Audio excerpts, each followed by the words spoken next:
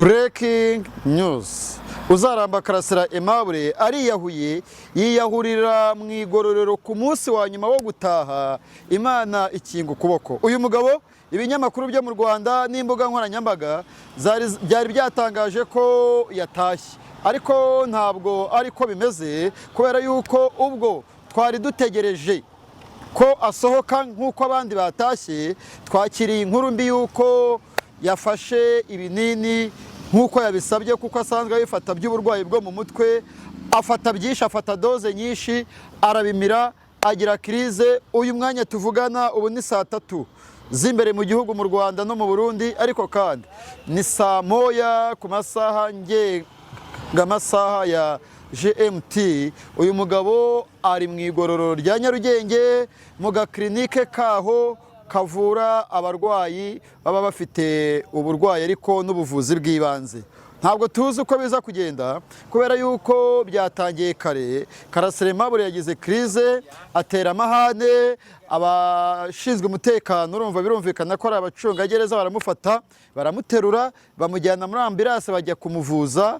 Ageze mu bitaro agaragaza koroherwa, birumvikane ko yari afite n'imiti, aragaruka. Ubwo Maître Bikotwa Bruce yaragiye kumufata mu masaha 12, yageze mu igororero asanga uyu mugabo yafashe imiti myinshi, aho gutaha yerekeza kwa muganga.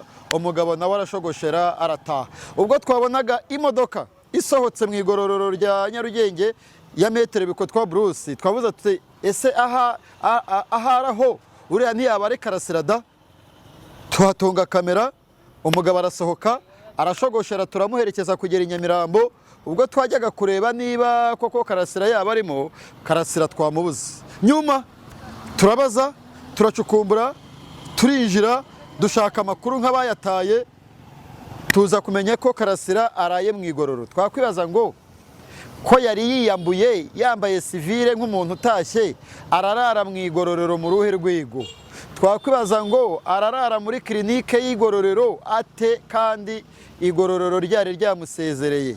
Ese aramutse agize ibibazo birenze ibyo yagize, kuko iyo unyweye imiti myinshi yanakwica. Ni Karasira, urubanza rwe yagiye avuga ati nyamara ngewe nzapfa ntacyo nkiramira. Breaking news.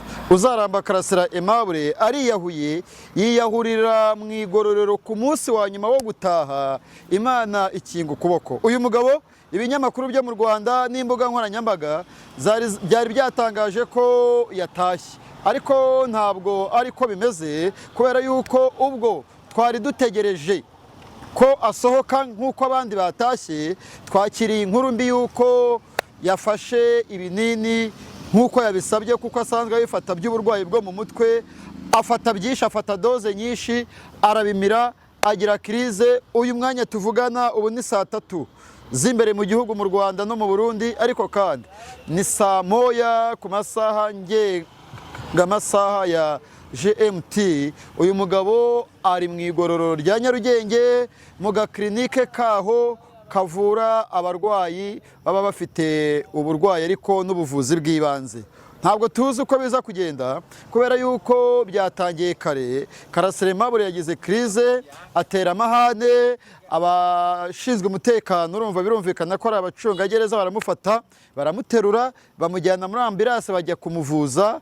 Ageze mu bitaro agaragaza koroherwa, birumvikane ko yari afite n'imiti, aragaruka. Ubwo Maître Bikotwa Bruce yaragiye kumufata mu masaha 12, yageze mu igororero asanga uyu mugabo yafashe imiti myinshi, aho gutaha yerekeza kwa muganga.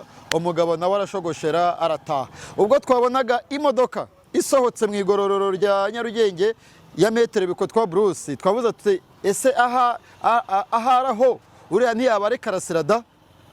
Tuhatunga kamera, umugabo arasohoka arashogoshera, turamuherekeza kugera i Nyamirambo. Ubwo twajyaga kureba niba koko Karasira yaba arimo, Karasira twamubuze. Nyuma turabaza, turacukumbura, turinjira, dushaka amakuru nk'abayataye, tuza kumenya ko Karasira araye mu igororo. Twakwibaza ngo ko yari yiyambuye, yambaye civile nk'umuntu utashye, ararara mu igororero mu ruhe rwego? twakwibaza ngo ararara muri kirinike y'igororero ate kandi igororero ryari ryamusezereye? Ese aramutse agize ibibazo birenze ibyo yagize, kuko iyo unyweye imiti myinshi yanakwica. Ni Karasira urubanza rwe yagiye avuga ati nyamara njyewe nzapfa ntacyo nkiramira. Breaking news. Uzaramba Karasira Aimable ariyahuye, yiyahurira mu igororero ku munsi wa nyuma wo gutaha, Imana ikinga ukuboko. Uyu mugabo ibinyamakuru byo mu Rwanda n'imbuga nkoranyambaga byari byatangaje ko yatashye, ariko ntabwo ariko bimeze, kubera yuko ubwo twari dutegereje ko asohoka nk'uko abandi batashye, twakiriye inkuru mbi yuko yafashe ibinini nk'uko yabisabye, kuko asanzwe abifata by'uburwayi bwo mu mutwe, afata byinshi, afata doze nyinshi, arabimira, agira kirize. Uyu mwanya tuvugana ubu ni saa 3 z'imbere mu gihugu mu Rwanda no mu Burundi, ariko kandi ni saa 1 ku masaha amasaha ya GMT. Uyu mugabo ari mu igororero rya Nyarugenge mu gakirinike kaho kavura abarwayi baba bafite uburwayi ariko n'ubuvuzi bw'ibanze. Ntabwo tuzi uko biza kugenda, kubera yuko byatangiye kare. Karasira Aimable yagize krize, atera amahane, abashinzwe umutekano urumva birumvikana ko ari abacungagereza, baramufata, baramuterura, bamujyana muri ambulance, bajya kumuvuza. Ageze mu bitaro agaragaza koroherwa, birumvikane ko yari afite n'imiti, aragaruka. Ubwo Maître Bikotwa Bruce yaragiye kumufata mu masaha 12, yageze mu igororero asanga uyu mugabo yafashe imiti myinshi, aho gutaha yerekeza kwa muganga. Umugabo nawe arashogoshera arataha. Ubwo twabonaga imodoka isohotse mu igororero rya Nyarugenge ya Maître Bikotwa Bruce, twavuze ati ese aharaho uriya ntiyaba ari Karasira da? Tuhatunga kamera, umugabo arasohoka, arashogoshera, turamuherekeza kugera i Nyamirambo. Ubwo twajyaga kureba niba koko Karasira yaba arimo, Karasira twamubuze. Nyuma turabaza, turacukumbura, turinjira, dushaka amakuru nk'abayataye, tuza kumenya ko Karasira araye mu igororo. Twakwibaza ngo ko yari yiyambuye, yambaye civile nk'umuntu utashye, ararara mu igororero mu ruhe rwigo? Twakwibaza ngo ararara muri kirinike y'igororero ate kandi igororero ryari ryamusezereye? Ese aramutse agize ibibazo birenze ibyo yagize, kuko iyo unyweye imiti myinshi yanakwica. Ni Karasira urubanza rwe yagiye avuga ati nyamara njyewe nzapfa ntacyo nkiramira. Breaking news. Uzaramba Karasira Aimable ariyahuye, yiyahurira mu igororero ku munsi wa nyuma wo gutaha, Imana ikinga ukuboko. Uyu mugabo ibinyamakuru byo mu Rwanda n'imbuga nkoranyambaga byari byatangaje ko yatashye, ariko ntabwo ariko bimeze, kubera yuko ubwo twari dutegereje ko asohoka nk'uko abandi batashye, twakiriye inkuru mbi yuko yafashe ibinini nk'uko yabisabye, kuko asanzwe abifata by'uburwayi bwo mu mutwe, afata byinshi, afata doze nyinshi, arabimira, agira kirize. Uyu mwanya tuvugana ubu ni saa 3 z'imbere mu gihugu mu Rwanda no mu Burundi, ariko kandi ni saa 1 ku masaha amasaha ya GMT. Uyu mugabo ari mu igororero rya Nyarugenge mu gakirinike kaho kavura abarwayi baba bafite uburwayi ariko n'ubuvuzi bw'ibanze.